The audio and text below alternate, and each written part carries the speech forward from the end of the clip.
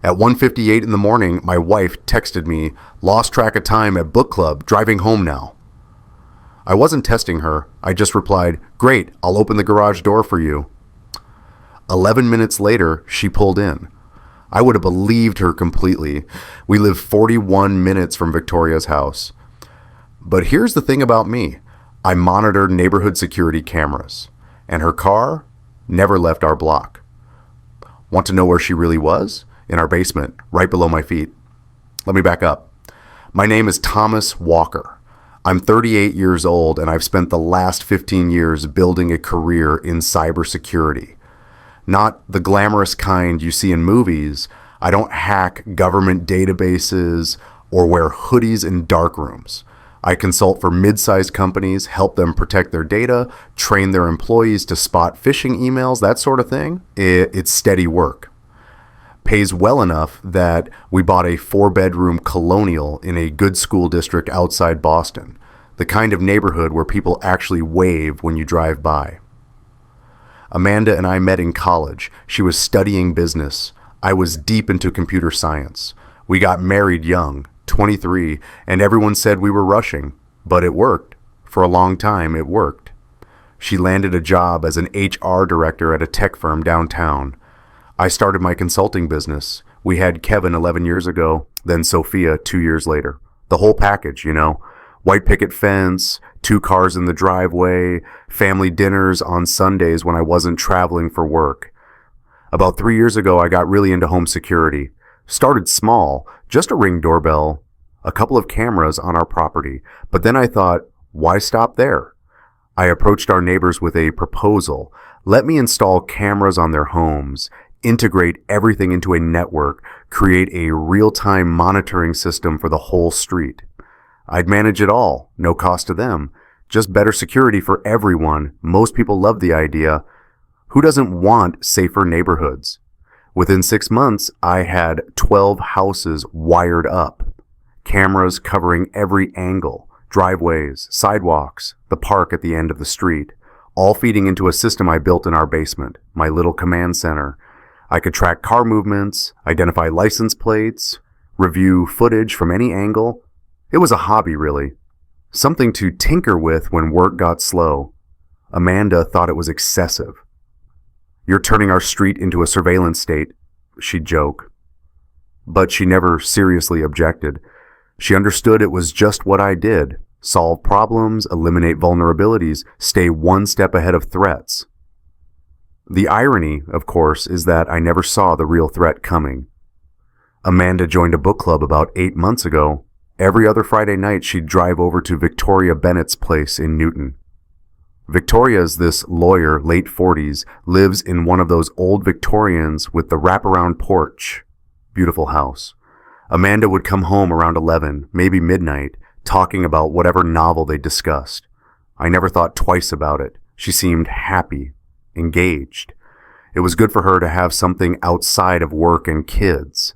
That Friday night, October 18th, I'd worked late, had a client presentation the next week, and I was knee-deep in building a demo for their security protocols. Around midnight, I took a break, went upstairs to check on the kids. Kevin was still awake, glow of his laptop visible under his door. That kid's going to be a hacker someday, I swear. Sophia was out cold, clutching this stuffed elephant she's had since she was 3. I went back down to the basement, made myself some coffee, settled in. My phone was on the desk, volume up in case Amanda needed anything. The house was quiet, just me and the hum of servers. Then, 1:58 a.m., my phone lit up. "Lost track of time at book club, driving home now." I glanced at the message, smiled a little. Classic Amanda. She gets so caught up in conversation she'd forget to check the time. I texted back, "Great, I'll open the garage door for you." I went upstairs, hit the garage door opener, then stood in the kitchen waiting, filled a glass of water, stretched my back, checked my phone again, 2:03 a.m. She should be getting close, 2:09. Her car pulled into the driveway, headlights sweeping across the front window. I heard the garage door rumble as she drove in. A minute later, she walked through the kitchen door, purse slung over her shoulder, coat still buttoned. "Hey," she said, smiling. "Sorry I'm so late. We got into this intense discussion about the ending, and you know how Victoria gets." "No problem," I said. "Good book?" "Really good. I'll tell you about it tomorrow. I'm exhausted." She kissed me on the cheek, headed upstairs. I stood there in the kitchen, glass of water in my hand, and something nagged at me. Not suspicion exactly, more like a glitch in the matrix, a feeling that something didn't quite line up. I went back down to the basement, sat at my desk, pulled up the neighborhood camera network. Here's the thing about monitoring systems. Once you build them, you start noticing patterns. Amanda's car has a distinctive profile. Silver Honda Accord, specific license plate, usual routes. I'd tracked her path before, just to test the system's accuracy. From our house to Victoria's place in Newton is 41 minutes on a Friday night with light traffic. 43 if you catch the lights wrong. I scrolled back through the footage, started at 1:58 when she sent the text. Checked the camera at the end of our street, the one that catches everyone leaving the neighborhood. Nothing. I went back further. 1:30, 100, midnight, 11 p.m. Her car never left. My chest tightened. I checked the other angles, the cameras that cover the side streets, the park, the alley behind our block. Maybe she took a different route. Maybe I'd misconfigured something. But no. Amanda's car had been parked in our driveway all night. I could see it there, clear as day, from 8 p.m. straight through to 2:09 a.m. when she returned. My hands were shaking now. I rewound the footage, watching our driveway. The car sat there, unmoving. The house was dark except for the basement windows, my office. And then I saw something that made my blood run cold. At 9:43 p.m., a motorcycle pulled into the alley behind our house. Custom paint job, distinctive. I zoomed in, enhanced the image. Couldn't see the rider's face clearly, but I knew that bike. I'd seen it in the company parking lot. It belonged to Tyler Scott. Tyler, the 29-year-old intern I'd been mentoring for the past 4 months. The kid I'd personally recommended for the cybersecurity program at Amanda's firm. I tracked his movement. He parked in the alley, walked toward our property, disappeared from the camera's view. And then I realized where he'd gone. The bulkhead door. The old exterior entrance to the basement. I'd been meaning to secure it properly for months, but it was on the list of things I'd never gotten around to. The lock was flimsy. Anyone could pop it open. My basement. My office. They were down there the whole time. I sat there, frozen, staring at the screen. Above me, I could hear Amanda moving around in our bedroom, running water, getting ready for bed, like nothing had happened, like she hadn't just spent the last 4 hours with my intern in the room directly below where I was working. The text made sense now. She wasn't driving home from Victoria's. She was texting me from downstairs, waiting to make sure I was upstairs, waiting for Tyler to slip out through that bulkhead door. Then she took a quick drive around the block. I found that footage too, her car looping through the neighborhood, just to make it look like she was arriving home. 11 minutes. That's all it took. 11 minutes to erase Tyler from the scene, to circle back, to walk through that door and kiss me on the cheek like she'd been at book club all night. I'm a cybersecurity expert. I've helped companies protect against hackers, state-sponsored attacks, corporate espionage. I've analyzed thousands of hours of security footage for clients, but I never thought I'd be the one sitting in a basement at 2 a.m, watching my own surveillance system reveal that my wife had been lying to me, that she'd been 10 feet below me with someone I trusted the whole time. And the worst part? I didn't even know how long this had been going on. I didn't sleep that night, couldn't. I sat in my basement office, the glow of monitors washing over me, and I did what I do best. I gathered data. First, I needed to know the scope. One night? A pattern. I went back through 6 months of footage, methodically checking every Friday. Amanda's book club nights. The first occurrence I found was April 19th, 6 months ago. Tyler's motorcycle appearing in the alley at 9:32 p.m., disappearing toward our bulkhead door. Amanda's car never leaving the driveway. Her text to me at 1:45 a.m., losing track of time with these ladies, home soon. May 3rd, same pattern. May 17th, again. I made a spreadsheet. Dates, times, durations, 12 instances total. 12 Friday nights where my wife told me she was at Victoria's and she was actually in our basement with Tyler.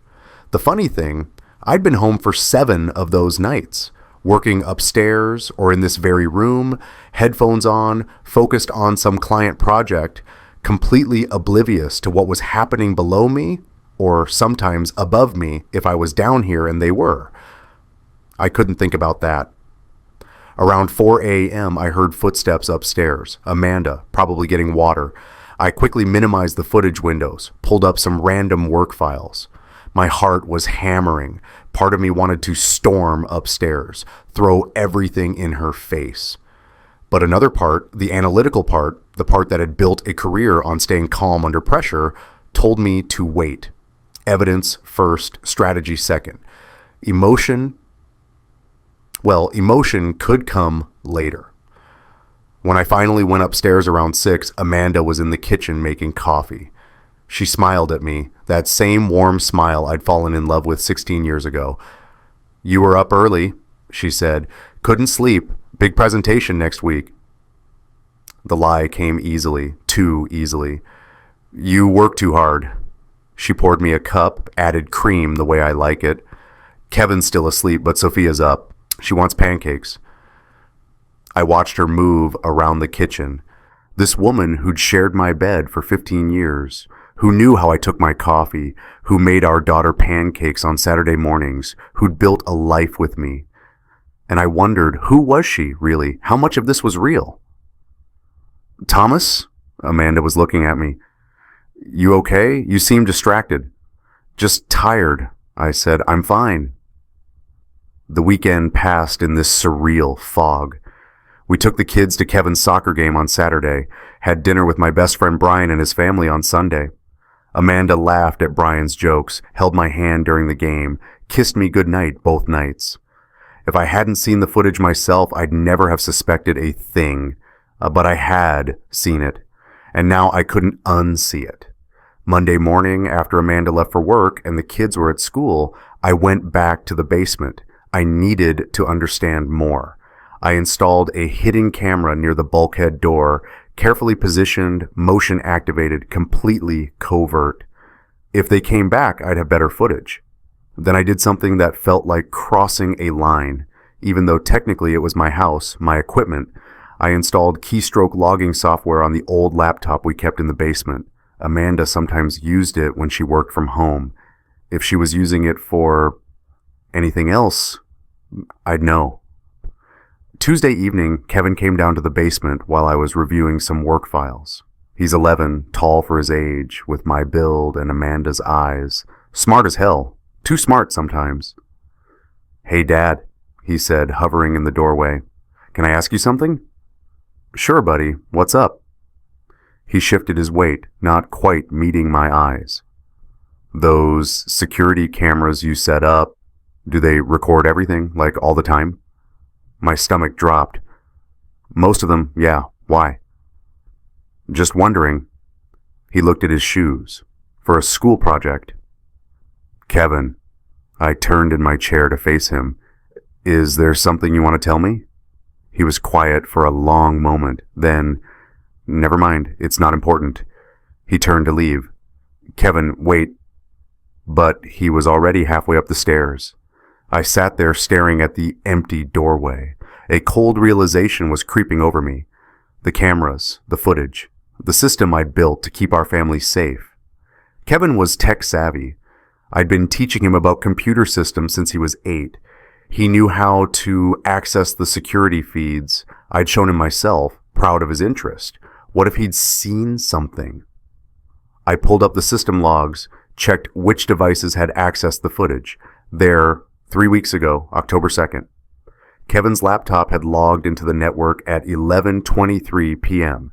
He'd viewed footage from September 27th, a Friday night, one of Amanda's book club nights. My son had known for 3 weeks. I felt sick. Not just about Amanda, about Tyler, about the affair, but about what we'd done to our kid. What I'd done building this surveillance system that let an 11-year-old boy stumble across evidence of his mother's infidelity. That evening, after Amanda came home from work, I watched Kevin at dinner. He barely looked at his mother, pushed his food around his plate. When Amanda asked him about school, he gave one-word answers. "Kevin, honey, are you feeling okay?" she asked. "Fine," he muttered. Amanda glanced at me, concerned. I just shrugged like I didn't know what was wrong, but I knew. God help me, I knew. After dinner, I made a decision. I wasn't going to drag this out. I wasn't going to let Kevin carry this burden alone, but I also wasn't going to confront Amanda blind. I needed to understand everything first. Wednesday, I took a personal day, called in sick to my client meetings. Once Amanda left for work, I went down to the basement and checked the laptop she'd used. The keystroke logger had captured everything, text messages to Tyler through a secure app I'd never heard of. "Can't wait to see you Friday." "He'll be working late. We'll have plenty of time. This is wrong, but I can't stop thinking about you." But there was something else. Emails, dozens of them. Tyler sending Amanda files, client databases, security protocols, proprietary code, and Amanda forwarding them to an external email address I didn't recognize. My hands were shaking as I traced the IP address. It led to a small tech company in Cambridge, a competitor of Amanda's firm, a startup that had been mysteriously outbidding them on contracts lately. Tyler wasn't just sleeping with my wife. He was using her to commit corporate espionage. And Amanda, I clicked through the emails looking for any sign that she knew what he was doing. Most of her responses were just "got it" or "forwarded as requested." She seemed to think she was helping him with legitimate work projects. She didn't know. Amanda was having an affair. Yes, betraying me, absolutely. But she wasn't knowingly involved in corporate espionage. She was being used. I sat back in my chair, mind racing. This changed everything. This wasn't just a marriage falling apart. This was federal crime territory, corporate espionage, theft of trade secrets. If this came out, Amanda could face charges. She could lose her job, her reputation, maybe even her freedom. And Tyler, this kid I'd mentored, recommended, trusted, he'd orchestrated all of it. The affair was just a means to an end. Access to Amanda meant access to company systems. He'd played both of us. Part of me felt a strange, twisted relief. At least Amanda wasn't some cold, calculating villain. She was being manipulated, used. But she'd still chosen to betray me. She'd still spent 12 Friday nights in our basement with someone half her age. She'd still looked me in the eye and lied. I thought about Kevin carrying this secret for 3 weeks.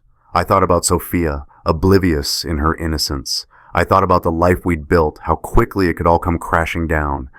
And then I thought about Tyler Scott, who'd looked me in the eye over coffee last week and asked for advice on his career, who'd smiled and thanked me for being such a great mentor.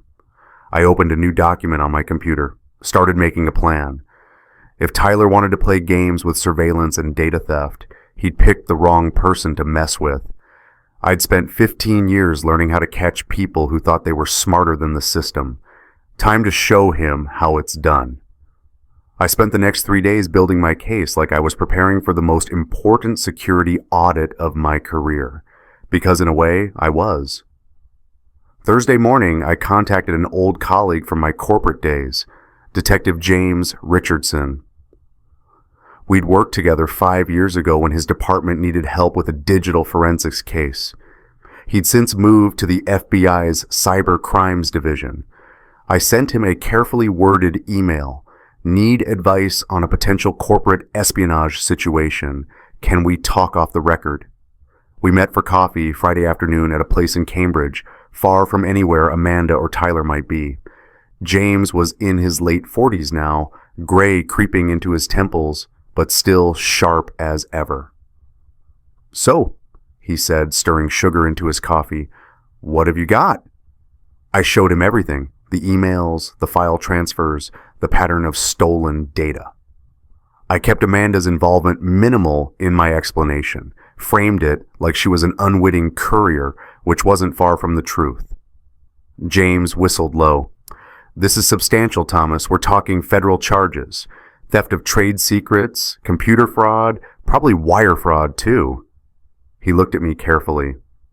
"You sure you want to pursue this? Once we open this door, we can't close it." "I'm sure," I said, but my hands were shaking around my coffee cup. "And the woman forwarding these emails, she really doesn't know what she's sending?" "I don't think so." I met his eyes. "She thinks she's helping with legitimate work projects. She's been manipulated." James nodded slowly. "We'll need to interview her, but if that checks out, we can probably keep her from facing charges. The focus would be on the source, this Tyler Scott." "That's what I want," I said, "him, not her." James studied me for a moment. "There's something else going on here, isn't there? Something personal?" I didn't answer. Didn't need to. James was a detective for a reason. "Look," he said finally, "I can open an investigation based on what you've shown me, but Thomas, be careful. Whatever's going on in your personal life, don't let it cloud your judgment. This kind of thing has a way of blowing up bigger than you expect." I thanked him and left. On the drive home, I thought about what he'd said. Was I being clouded by emotion? Maybe, probably, but I didn't see another way forward. Tyler had committed actual crimes. That was a fact, separate from what he'd done to my marriage. At least, that's what I told myself. That night, another Friday, I knew what was coming. Amanda kissed me goodbye after dinner, said she was heading to book club. I watched her car pull out of the driveway, watched her circle the block on my monitors, watched her park again, lights off, waiting. At 9:38, Tyler's motorcycle appeared in the alley. This time, my hidden camera at the bulkhead door caught everything. Tyler jimmying the lock, slipping inside. Amanda meeting him at the bottom of the basement stairs. The kiss. I turned off the monitor before I could see more. I was upstairs in bed, door closed, when my phone buzzed. A message from Amanda. "Deep discussion tonight, might be late. Love you." Love you. I stared at those two words until they stopped meaning anything. Around midnight, I heard Kevin's door open, footsteps in the hallway. I got up, found him standing by the window in the living room, looking out at the dark street. "Can't sleep?" I asked quietly. He jumped, turned. In the dim light from the street lamp, I could see he'd been crying. "Dad, He stopped, swallowed hard. "I need to tell you something." I sat down on the couch, patted the cushion next to me. Kevin sat, keeping space between us, staring at his hands. 3 weeks ago, he started, voice barely above a whisper. "I was trying to learn how to pull footage from the security system. You know, practicing what you taught me, and I saw something I wasn't supposed to see." "I know," I said gently. His head snapped up. "You know?" "I checked the system logs. I know you accessed the footage." I reached over, put my hand on his shoulder.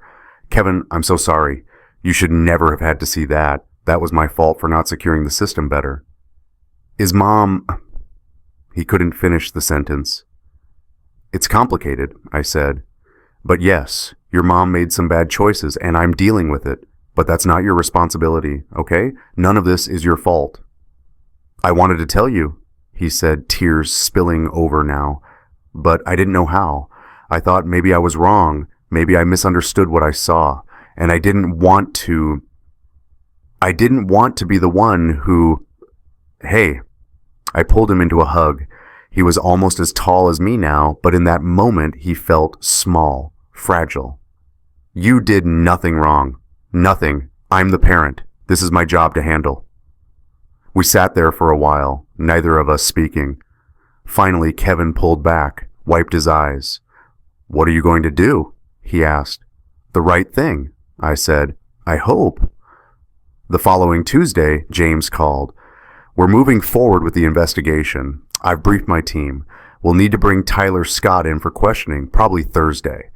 Can you make sure he'll be at the office that day?" "He'll be there," I said. Tyler and I had a mentoring session scheduled for Thursday afternoon. "What about Amanda?" "We'll need to interview her too, but separately. Based on what you've shown me, I don't think she's criminally culpable.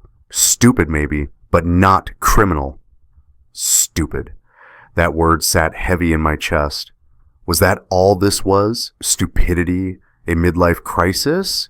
Or was there something deeper, something broken in our marriage that I'd missed? Wednesday night, I did something I probably shouldn't have. I went down to the basement, stood in the exact spot where Tyler and Amanda had, where they'd been together. The concrete floor was cold under my bare feet. The room smelled like old coffee and electronics. I tried to imagine what Amanda saw in him. Tyler was young, sure, ambitious, charming in that way young men are when they haven't faced real consequences yet. But was that enough? Enough to throw away 15 years? Enough to risk our family? Or was I the one who'd thrown it away first? All those late nights working. All those times I'd said, just one more project, or after this client launches. How many dinners had I missed? How many moments? I thought about what Kevin had said in therapy once, months ago, something I'd brushed off at the time. "Sometimes I wish you and Mom would just talk to each other instead of Dad working and Mom being on her phone." From the mouths of babes. My phone buzzed. A text from Brian. "Hey man, want to grab a beer this week? Haven't seen you in a while." Brian, my best friend since college. Amanda and I had gone to Brian and his wife Sarah's wedding. Our kids had playdates together. He'd been my business partner for 3 years before we amicably split to pursue different opportunities. And Brian knew. He had to know. 2 years ago, I'd forgotten about this until now. I'd had what Amanda called an emotional affair with a coworker named Rachel. Nothing physical, just a connection. Late night conversations that felt more intimate than they should have. Text messages that I'd delete before Amanda could see them. That feeling of being understood by someone who wasn't my wife. Amanda had found out. Brian had been the one I'd confessed to first, and he'd told me straight, "You're being an idiot. Either commit to your marriage or end it. Don't do this half-in, half-out bullshit." I'd cut things off with Rachel, promised Amanda it would never happen again. We'd gone to 3 sessions of couples therapy before my work schedule made us stop going. And then life had moved on, or so I'd thought. But had Amanda really moved on? Or had she just been waiting for her turn? Was Tyler her revenge? Her way of evening the score? The thought made me sick, not because it might be true, but because if it was true, then I'd set this whole thing in motion years ago. And what I was about to do to Tyler, what I was about to do to our marriage, maybe I had no right. I texted Brian back, "Tomorrow night, Casey's at 7? "You got it." Thursday afternoon, I met Tyler at a coffee shop near Amanda's office, our usual mentoring spot. He showed up on that ridiculous motorcycle, all swagger and confidence. "Thomas," he shook my hand, grinned. "Thanks for making time. I wanted to pick your brain about the senior analyst position that just opened up." We ordered coffee, sat down, and I looked at this kid because that's what he was, really, just a kid, and wondered if he had any idea what was about to happen. "You've been doing great work," I said. "Amanda's mentioned how helpful you've been with various projects." Something flickered in his eyes. Caution? Guilt? "She's been great to work with, really supportive." "I bet she has." I took a sip of coffee. "Tyler, can I ask you something? Off the record, mentor to mentee?" "Of course." "Do you ever think about consequences? About how your actions might affect other people down the line? He frowned, clearly confused. I mean, yeah, I try to be professional, if that's what you mean. That's not quite what I mean. I set down my cup. But I think you'll have time to think about it soon. His phone rang. He glanced at the screen, and his face went pale. I need to take this. Go ahead, I said. He stepped outside. Through the window, I watched him answer, watched his body language change. Shoulders tensing, hand running through his hair. The universal signs of someone whose world is about to implode. When he came back in, his coffee sat untouched. I have to go. Something's come up at work. Emergency? I asked innocently. Something like that. He grabbed his helmet. Rain check on the career advice? Sure thing, I said, and good luck with whatever it is. He left. I sat there finishing my coffee, watching through the window as he sped off on that motorcycle. My phone buzzed. James. We've got him. He's being brought in for questioning now. Should have preliminary results by tomorrow. I typed back, thanks. Then I sat there in that coffee shop where I'd spent months mentoring someone who'd betrayed me in the worst possible way, and I wondered if I'd just done the right thing, or if I'd just become someone I didn't recognize. That night at Casey's, Brian took one look at me and said, "Okay, what's going on?" And don't say nothing. I've known you too long. So I told him, not everything, but enough. The affair, Tyler, the evidence I'd found, what I'd set in motion. Brian listened without interrupting. When I finished, he was quiet for a long time. Do you love her? He finally asked. Amanda. No, the bartender. Yes, Amanda. I don't know anymore. That's a problem, Thomas, because what you're doing, turning in Tyler, protecting Amanda, all of it, that requires you to know what you want. Otherwise, you're just destroying things for the sake of destruction. He committed crimes, Brian, actual federal crimes. I know. I'm not saying he doesn't deserve it. I'm saying you need to be honest about why you're doing this. Is it justice or is it revenge? I didn't have an answer for that. And the thing with Rachel, Brian said carefully, 2 years ago. Have you thought about how that might factor into this? That was different. I know you never slept with her, but Thomas, you checked out of your marriage emotionally. Amanda felt that. You think she doesn't remember? So this is my fault?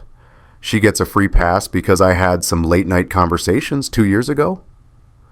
That's not what I'm saying. Brian sighed. I'm saying marriage is complicated and revenge is easy. But if you want to fix this, if there's anything left to fix, you need to figure out what you actually want, not just what Tyler deserves. I went home that night with Brian's words ringing in my ears. The house was dark. Amanda was asleep, or pretending to be. Sophia's nightlight glowed under her door. Kevin's room was silent. I stood in the hallway between my children's rooms and thought about what came next. Tyler would be arrested, probably. Amanda would be questioned. Our marriage would either end or somehow survive.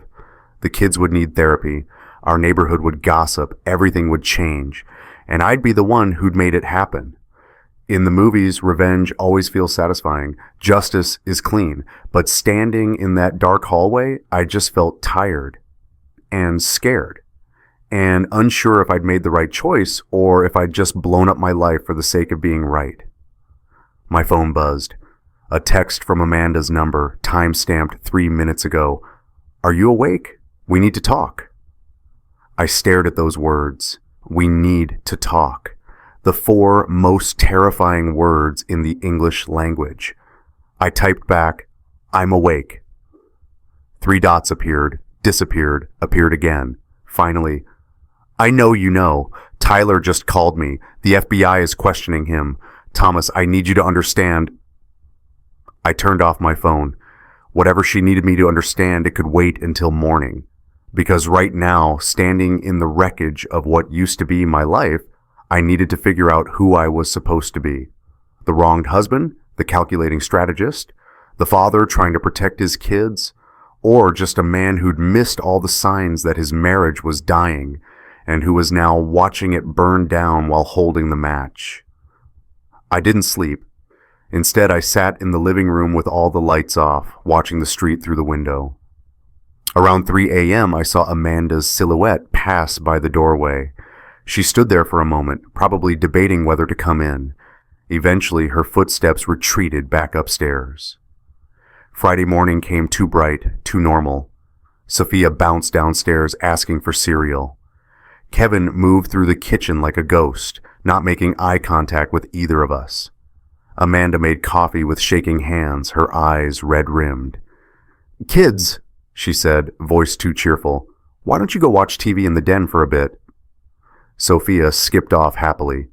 Kevin glanced at me, and I nodded. He left, closing the door behind him. Amanda turned to face me. "How long have you known?" "Does it matter?" "Thomas, please, I need to understand." "October 18th, I said. "When you came home at 2:09 a.m. from a book club that's 41 minutes away, you made it in 11 minutes. I checked the cameras." She closed her eyes. "The cameras, of course." "How long, Amanda? How long has this been going on?" 6 months. Since April." Her voice was barely audible. It wasn't supposed to happen. It just... "Don't." I held up my hand.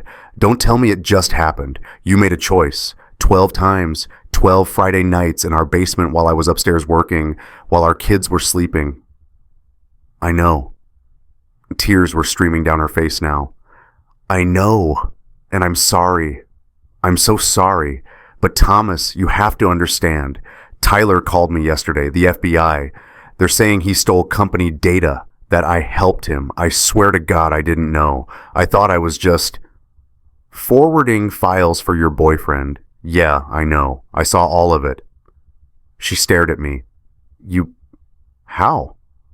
"I'm a cybersecurity consultant, Amanda. It's literally what I do." I felt a bitter laugh escape. "The irony is, Tyler should have known better. You don't try to run corporate espionage using systems that your Mark's husband designed."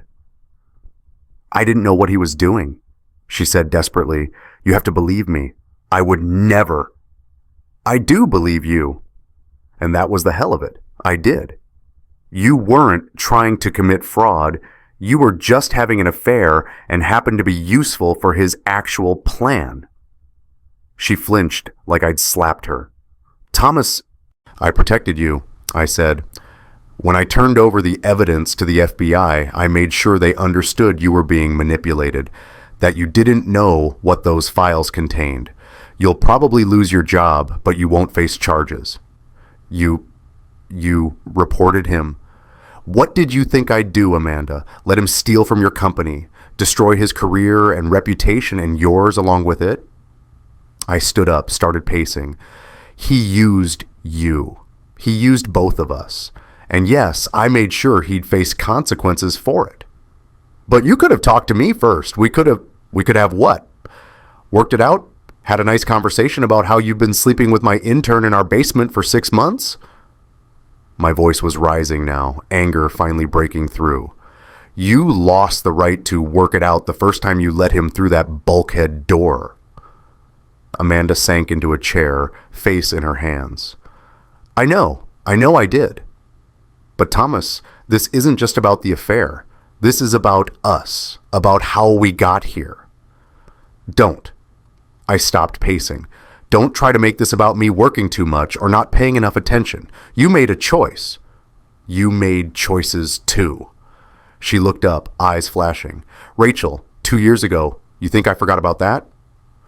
There it was, the thing we'd never really dealt with, just buried under couples therapy and promises and time. "I never touched her," I said. "You didn't have to. You gave her what you should have been giving me. Attention, conversation, that feeling of being seen. And when I found out, when I asked you to cut it off, you did. You promised it would never happen again, and then you just went right back to working 80-hour weeks, right back to treating me like a roommate who happens to raise your kids." So this is payback? Tyler was your revenge for Rachel? No. She wiped her eyes. It wasn't like that. He listened. He made me feel like I mattered, like I was more than just someone who manages your household and raises your children while you save the world from hackers. And that justified betraying me, betraying our kids. Nothing justifies it. Her voice broke. I'm not saying it does. I'm just trying to explain. Kevin knew. The words came out flat, matter of fact. He found the footage 3 weeks ago. He's been carrying that around, trying to figure out whether to tell me. Amanda's face went white. Oh God, Kevin, He's devastated. He barely looks at you. He can't sleep. So, no, Amanda, I don't want to hear explanations about how lonely you were or how Tyler made you feel special. Our son has been traumatized because of the choices you made. She stood up, swaying slightly. I need to talk to him. Not yet. He's not ready. I moved toward the doorway. And honestly, I don't know if I can be in the same room with you right now. Thomas, wait. She grabbed my arm. What happens now? With us? I looked at her hand on my arm, the wedding ring she was still wearing, the same hands that had held our babies, made our home, and spent 6 months betraying everything we'd built. I don't know, I said. I genuinely don't know. I spent that afternoon at Brian's house. His wife Sarah took the kids to the park, giving us space. Brian handed me a beer, and we sat on his back deck in silence for a while. Amanda tried to make it about Rachel, I finally said, about what happened 2 years ago. Brian took a long drink. She's not entirely wrong, you know. I never slept with Rachel. I know. But Thomas, man, you have to see how this looks from Amanda's perspective. You had an emotional affair. You got caught. You promised to do better, and then you just didn't. You went right back to prioritizing work over your marriage. So she gets a pass? Nobody's giving her a pass. What she did was wrong, but if you want to understand how you got here, not justify it, just understand it, you have to look at both sides. I thought about that. James said something similar, the detective. He said not to let personal stuff cloud my judgment, that this has a way of blowing up bigger than you expect. Is it true that Tyler was using her for corporate espionage? Yeah, he had her forwarding proprietary files, client databases. She thought she was helping him with work projects. She had no idea he was selling them to a competitor. Brian whistled. So he's definitely going down for that. Oh, yeah. Federal charges. He's looking at serious prison time. And you feel satisfied, guilty, I don't know, both? I rubbed my face. He deserves it. He committed actual crimes.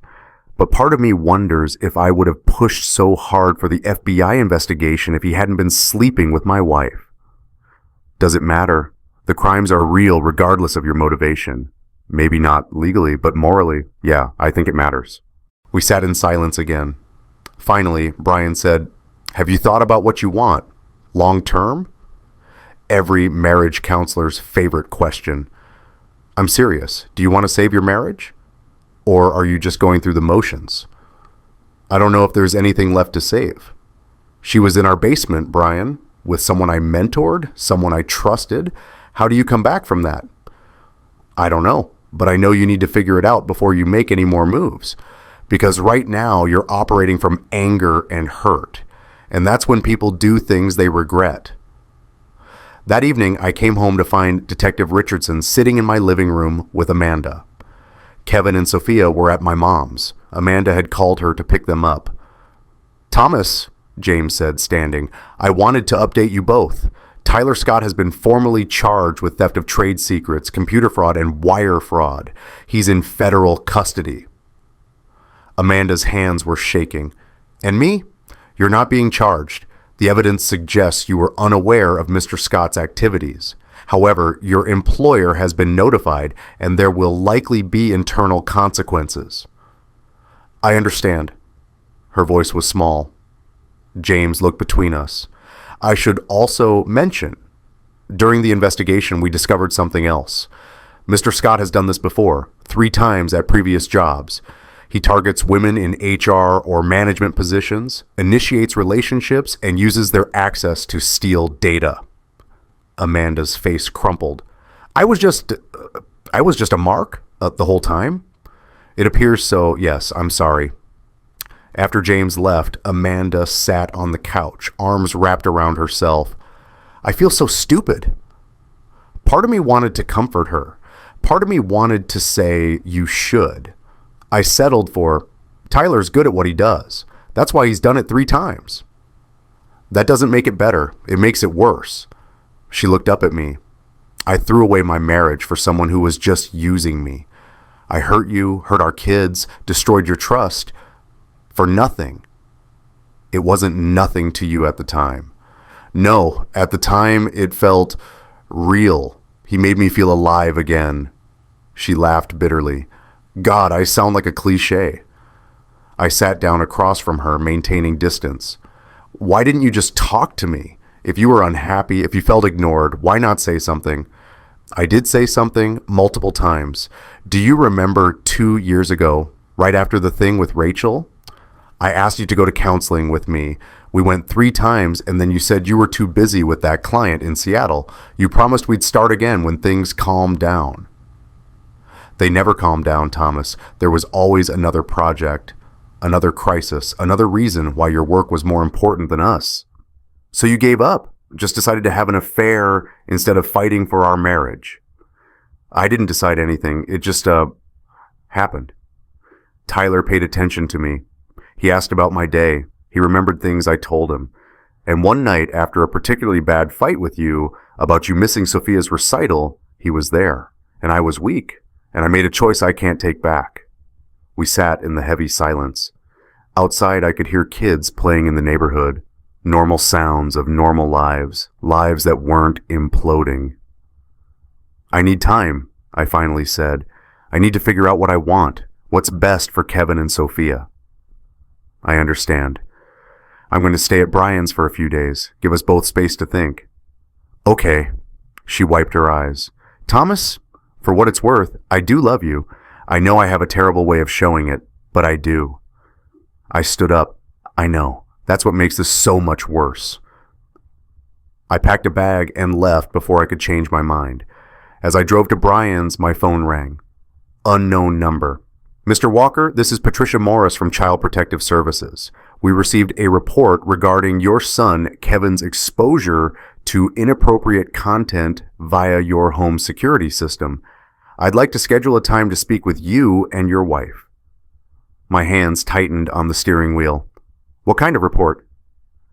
I can't disclose details over the phone, but it's regarding potential neglect in protecting minors from harmful material. Can you come in Monday morning? I closed my eyes briefly. Of course this wasn't done. The surveillance system that was supposed to keep my family safe had exposed my son to his mother's affair. And now CPS was involved. I'll be there, I said. When I got to Brian's, I sat in my car for 10 minutes before going inside. I thought about Kevin's face when he'd tried to tell me what he'd seen, about Sophia, oblivious and innocent, about Amanda sitting alone in our house, probably crying, about Tyler in federal custody, facing years in prison, about me, the brilliant cybersecurity expert who'd secured everything except what actually mattered. My phone buzzed. A text from Kevin. Dad, are you and Mom getting divorced? I stared at that message for a long time. Then I typed back, I don't know, buddy, but whatever happens, you and your sister will be okay. I promise. 3 dots appeared. Then, can I stay with you wherever you're staying? I'm at Uncle Brian's. I'll pick you up tomorrow. Okay, Dad, I'm sorry. You have nothing to be sorry for. Get some sleep. I put the phone down and let myself cry for the first time since this all started. Not for my marriage, or for the betrayal, or even for the mess with Tyler, but for my son, who thought he needed to apologize for the sins of his parents. The CPS office smelled like stale coffee and institutional cleaning products. Amanda and I sat in separate chairs across from Patricia Morris, a woman in her mid-50s with kind eyes and a manila folder that probably contained our entire failure as parents. "Thank you for coming in," Patricia said.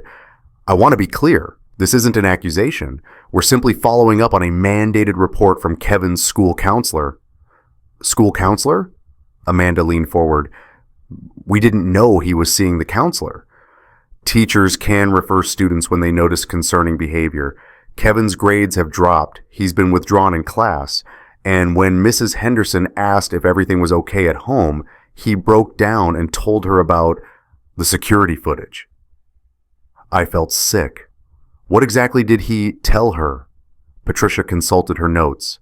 That he accidentally saw video of his mother with another man in your home. That he'd been carrying this knowledge for 3 weeks before telling you. That he felt responsible somehow for the family situation. "Jesus," I muttered. "Mr. Walker, I understand you work in cybersecurity and installed an extensive camera system in your home? For security purposes, the neighborhood..." "I understand the intention, but Kevin is 11 years old and had unsupervised access to footage of adult activities. That's where our concern lies. Not with intent, but with impact." Amanda was crying quietly. "We never meant for him to see anything. We didn't know he'd access the system." "Mrs. Walker, I'm less concerned with your marital situation than I am with Kevin's well-being. He needs therapy, professional therapy, not just school counseling.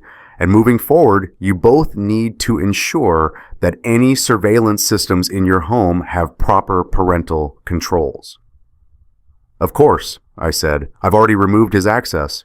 He won't be able to view any footage." "Good." Patricia closed the folder. "I'm not recommending any formal action at this time, but I will be checking in monthly to ensure Kevin is receiving appropriate support. If his situation deteriorates, we'll need to reassess." In the parking lot after, Amanda turned to me. "Did you know about the school counselor?" "No. Kevin never said anything." "He's dealing with this alone, while we're too busy destroying each other to notice our son is falling apart." She unlocked her car. "I got fired this morning, by the way. HR called it a voluntary resignation, but we both know what it really was." "Amanda, don't. Just don't." She got in her car and drove away. I sat in my car and called Kevin. He was at my mom's with Sophia, probably being fed cookies, and asked if he was okay every 10 minutes. "Hey, buddy," I said when he answered. "Hey, Dad." His voice was small. "I heard you've been talking to Mrs. Henderson at school." Silence, then, "Are you mad?" No, I'm not mad. I'm glad you found someone to talk to. But Kevin, I need you to know you can always talk to me too, about anything." "Even about Mom?" I gripped the steering wheel. "Especially about Mom. This whole situation, it's not your fault, none of it. Adults mess up sometimes. We mess up a lot. But that's on us, not you." "Dad?" His voice cracked. "Are you the one who got Tyler arrested?" I closed my eyes. Of course he'd figured it out. "Yes." "Did he deserve it?" "He committed crimes, Kevin, real ones. He stole from Mom's company. He used her to do it." "But would you have turned him in if he and Mom weren't?" "I don't know," I admitted. "I'd like to think I would have, but honestly, I don't know." Another silence, then, "Uncle Brian came by Grandma's earlier. He said he needed to talk to you." He seemed upset. "Okay, thanks for telling me." "Dad, can I ask you something?"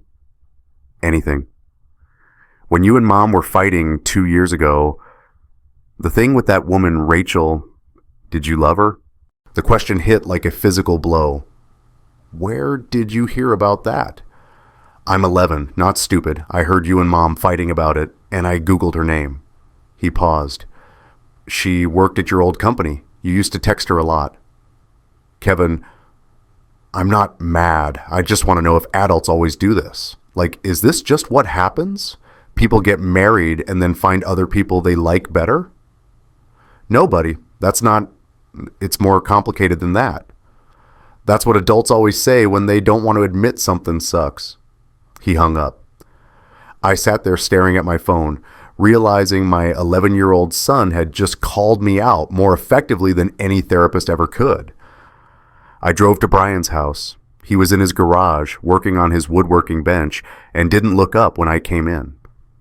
Kevin said you stopped by my mom's, I said. Yeah. He kept sanding. Wanted to check on the kids. Brian, what's going on? He finally looked up. I had a visit this morning from Amanda's lawyer. Apparently they're building a case for the custody hearing. And they asked me about Rachel, about 2 years ago, about how serious that relationship really was. My stomach dropped. What did you tell them? The truth, Thomas. What else was I supposed to do? You're my best friend, but I'm not going to perjure myself. Which truth did you tell them? Brian set down the sandpaper. That it wasn't just text messages. That you met Rachel for lunch twice a week for 3 months. That you told me you were falling in love with her. That the only reason you ended it was because Amanda found out. Not because you wanted to. Brian, don't. I kept your secret because you asked me to. Because you swore you'd work on your marriage. But you didn't, Thomas. You just buried it and went back to ignoring Amanda. And now you're standing here acting like you're the innocent victim when you did the exact same thing, just without the physical component. It's not the same, isn't it? You gave another woman emotional intimacy that belonged to your wife. You fantasized about leaving Amanda for Rachel. You told me, and I quote, I think I married the wrong person. So don't stand there and act like Amanda's betrayal is somehow worse because she actually followed through. I sank onto a workbench. I'm not trying to... Yes, you are. You turned Tyler in for federal crimes, which, fine, he committed them, but you also orchestrated this whole thing to destroy him because he slept with your wife. And now Amanda's lawyer is going to paint you as a controlling hypocrite who surveilled his own family and exposed his son to traumatic content while carrying on his own affair. I ended things with Rachel before anything physical happened. You think that matters to a judge? You think that matters to your kids? Brian's voice was rising now. Kevin is 11 years old and he's already learned that his parents are both cheaters. That's the legacy you're leaving him. What was I supposed to do? Just let Tyler get away with it? I don't know. Maybe talk to Amanda first. Maybe handle this like an adult instead of playing revenge games. He ran his hand through his hair. Look, I'm not saying Amanda's in the right. She's not. But Thomas, you can't claim the moral high ground here. You just can't. I left Brian's garage feeling like I'd been gutted. Drove aimlessly for an hour before ending up back at my house. Amanda's car wasn't there. She was probably at her mother's. I went down to the basement, stood in that room where Tyler and Amanda had been together, the room where I'd worked, oblivious while they were floors away, the room that Kevin had seen on surveillance footage that had probably scarred him for life. I picked up a hammer from my toolbox. The first swing felt good, satisfying. The drywall cracked, dust pluming out. The second swing went deeper. By the 10th swing, I'd put a hole the size of a basketball in the wall. I don't know how long I stood there breathing hard, staring at the destruction I'd caused, but eventually I heard footsteps on the stairs. Dad? I turned. Kevin stood there, backpack still on his shoulders. He must have gotten a ride from my mom. Hey buddy, I didn't know you were here. He looked at the hole in the wall. Are you okay? Honestly? No. Kevin set down his backpack. Can I help? Help with what? Destroying it. This room. I hate this room. I looked at my son, too tall for his age, too smart for his own good, too damaged by things he should never have seen. And I handed him a hammer. We spent the next 2 hours tearing that basement apart, ripping down drywall, pulling up old carpet, smashing cheap furniture I'd bought at IKEA 10 years ago. Kevin didn't say much, just swung that hammer with the focused intensity of a kid who needed to break something. When we finally stopped, exhausted and covered in dust, the room was gutted. Exposed studs, concrete floor, nothing left of what it had been. "What are we going to do with it now?" Kevin asked. "I don't know. What do you think?" He considered. "A gaming room, for me and Sophia. No cameras, no computers except for games, just a place that's ours." "I think that's perfect." We sat on the floor amid the debris. Kevin leaned against me, something he hadn't done in months. "Dad, Uncle Brian's right, isn't he? About you and that woman?" I wanted to lie, wanted to protect whatever innocence he had left, but he'd seen too much already, deserved better than more lies. "Yeah," I said. "He's right. I had feelings for someone who wasn't your mom. I didn't handle it well, and I hurt your mom even if I didn't mean to." "Did you love her, Rachel?" "I thought I did, but I think I was just lonely. And instead of fixing things with your mom, I found someone else to talk to. It was wrong." "But you stopped, right? Before it got as bad as Mom and Tyler?" "I stopped because I got caught. Not because I wanted to." I looked at him. "I'm not the good guy here, Kevin. I wish I was, but I'm not." He was quiet for a long time. Then, "Are you and Mom getting divorced?" "Probably, yeah." "Because of Tyler, or because of both of you?" "Both of us. We've been breaking for a long time. Tyler was just the thing that made it impossible to pretend anymore." "I'm glad," Kevin said quietly. "What?" "That you're getting divorced.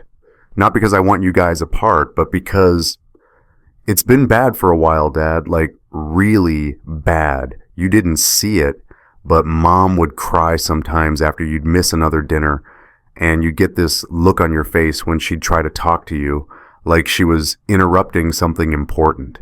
He picked at the carpet remnants. "Maybe if you guys stop trying to be married, you can start trying to be happy." From the mouths of babes, indeed. That night, I started drafting an email to my lawyer, requesting a custody arrangement that was fair, not punitive, asking for mediation instead of a court battle, acknowledging my own role in the marriage's failure. But before I sent it, I added one more request, that the details of my relationship with Rachel remain sealed, not to protect me, but to protect Kevin and Sophia from having to hear in a courtroom that both their parents had betrayed each other. My phone buzzed. A text from Amanda. "Thank you for fixing the basement with Kevin. He seemed lighter when he called. Maybe we can both try to be better. For them." I typed back, "Yeah, for them." It wasn't forgiveness. It wasn't reconciliation, but it was something. A small acknowledgement that whatever happened to us, our kids deserved parents who could be in the same room without destroying each other. Outside, Tyler's motorcycle, seized as evidence, eventually auctioned, sat in an impound lot somewhere. The bulkhead door I'd finally secured properly led to a gutted room that would become something new. And somewhere in the neighborhood, 12-ring cameras kept recording, capturing everything and understanding nothing. I thought about Detective Richardson's warning. This kind of thing has a way of blowing up bigger than you expect. He'd been right. It had blown up. But maybe in the rubble, there was a chance to build something better, or at least something honest. Tyler Scott pleaded guilty 3 months later. Federal prosecutors offered him a deal, 8 years instead of 15 if he cooperated and provided information about the competitor company that had purchased the stolen data. His lawyer tried to paint him as a young man who'd made mistakes, but the evidence of his pattern, 3 previous victims, 3 previous companies, made that narrative impossible to sell. I attended the sentencing hearing, sat in the back row, watching Tyler in his suit that was probably borrowed, his parents crying in the front. The judge showed no mercy. "Mr. Scott, you systematically targeted vulnerable women, exploited their trust, and used them to commit serious federal crimes. This court finds your actions calculated, predatory, and deserving of substantial punishment. 8 years. Tyler would be 37 when he got out. Older than I was now. His motorcycle, the one I'd seen on camera that first night, had been crushed and turned into scrap metal. I'd bought it at the police auction for $500 specifically for that purpose. The sculpture I'd commissioned from the metal sat in my new office now, twisted chrome and steel formed into something that looked like a question mark. The artist had titled it Broken Trust, without knowing the full story. I found that fitting. Amanda didn't come to the sentencing. She'd moved in with her mother across town, taken a job at a smaller firm with a pay cut. The divorce proceedings were civil, if painful. We'd agreed to shared custody, 50-50 split. No court battle, no dragging each other through the mud publicly. But the custody evaluator had still interviewed everyone, including Brian. The day I found out what Amanda's lawyer was planning to present, my relationship with Rachel, the text messages, Brian's testimony about how serious it had been, I sat in my lawyer's office feeling the walls close in. "They're going to argue that you're a hypocrite," my lawyer, Margaret, said bluntly, "that you're punishing Amanda for doing essentially what you did, just with different boundaries." I never slept with Rachel. "You told your best friend you were in love with her. You met her twice a week for months. You said you'd married the wrong person." Margaret looked at me over her glasses. "Mr. Walker, I can keep this out of the custody hearing if we focus on the kids' best interests rather than assigning blame. But if this goes to a full hearing with character witnesses, it's coming out. And it won't look good for you." So we mediated, sat across a table with Amanda and her lawyer and a mediator named Frank, who probably heard worse stories every week, but still looked tired by ours. "Let's be clear about what we're deciding," Frank said. "Neither of you is a danger to your children. Neither of you is unfit. You both made mistakes in your marriage. The question is, what's best for Kevin and Sophia going forward?"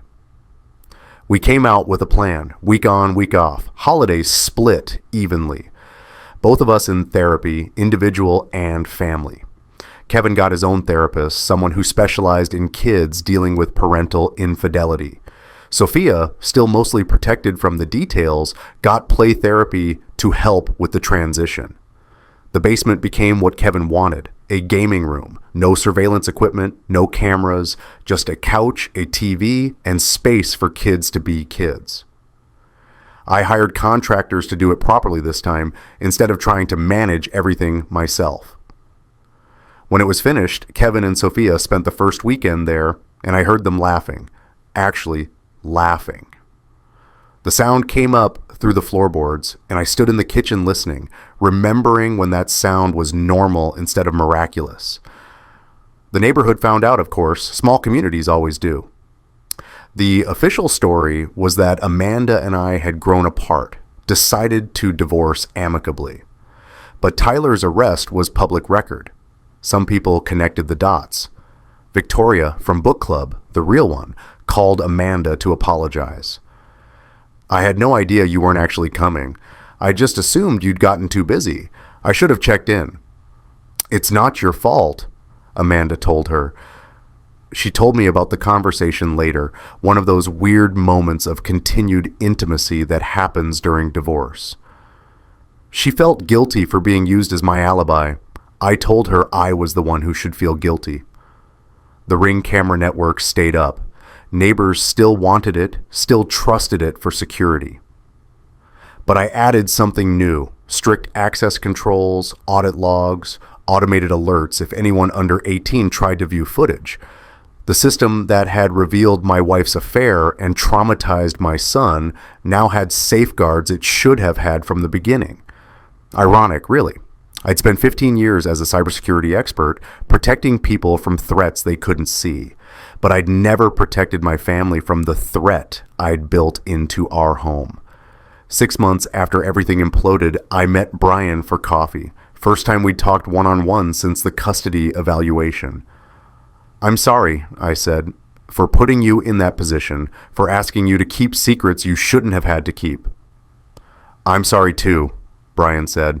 For the way I said it, you were already dealing with enough. You weren't wrong, though, about me being a hypocrite. You weren't entirely wrong either, about Amanda, about Tyler, about any of it. He stirred his coffee. Truth is, you both screwed up. In different ways, maybe, but you both contributed to the marriage failing. Kevin said something similar, that maybe we need to stop trying to be married so we can start trying to be happy. Brian smiled slightly. Smart kid. Too smart. He shouldn't have to be the wise one. Maybe not, but maybe he's learning something important, that adults aren't perfect, that we make mistakes and have to live with consequences. That's not the worst lesson. The house sold 4 months later. Too many memories, too many ghosts. Amanda and I split the proceeds evenly. Both bought smaller places closer to the kids' school. Mine has a Ring doorbell, just one, and no other cameras. Amanda's has none at all. I still monitor the neighborhood network from my office downtown. Still help neighbors feel safer. But I disabled the license plate tracking feature. Removed the ability to follow cars through their routes. Some things I've decided people deserve to keep private. Kevin asked me once during one of our weeks together whether I regretted reporting Tyler. No, I said, he committed crimes. He deserved consequences. But if he hadn't been with Mom, would you still have turned him in? I thought about that, really thought about it. I want to say yes. I want to believe I would have done the right thing regardless, but honestly, I don't know. And that uncertainty, that's something I have to live with. At least you're honest about it, Kevin said. The irony wasn't lost on me. I'd built a career on catching people who weren't honest. Built a surveillance system to see what people were hiding. And in the end, the thing I couldn't see was myself. Tyler's in prison. Amanda's rebuilding her career. Kevin and Sophia are adjusting slowly to their new normal. And me? I'm a divorced cybersecurity consultant who lives in a 2-bedroom apartment and sees his kids half the time. The penthouse Tyler had been planning to buy with his corporate espionage money, his dream place with city views, got foreclosed during his trial. I heard through the real estate grapevine that it sold to a nonprofit. They turned it into transitional housing for women recovering from financial abuse. There's poetry in that, I suppose. The place he'd planned to celebrate his crimes became a refuge for people recovering from people like him. Sometimes I pull up the footage from that night. October 18th, 1:58 a.m., Amanda's text, my reply, the 11 minutes that changed everything. I watched Tyler's motorcycle pull into the alley. Watch the timestamp tick forward. Watch my wife's car eventually loop the block to come home. I don't know why I keep watching it. Punishment, reminder, evidence that I'm not crazy, that it really happened. Or maybe I'm looking for the moment I could have stopped it. The point where different choices would have led to different outcomes. But surveillance footage doesn't show you that. It only shows you what happened, not what could have been. Kevin caught me watching it once. Didn't say anything, just sat down next to me. You're going to drive yourself crazy with that, he said. Probably. Dad, can I tell you something? Always.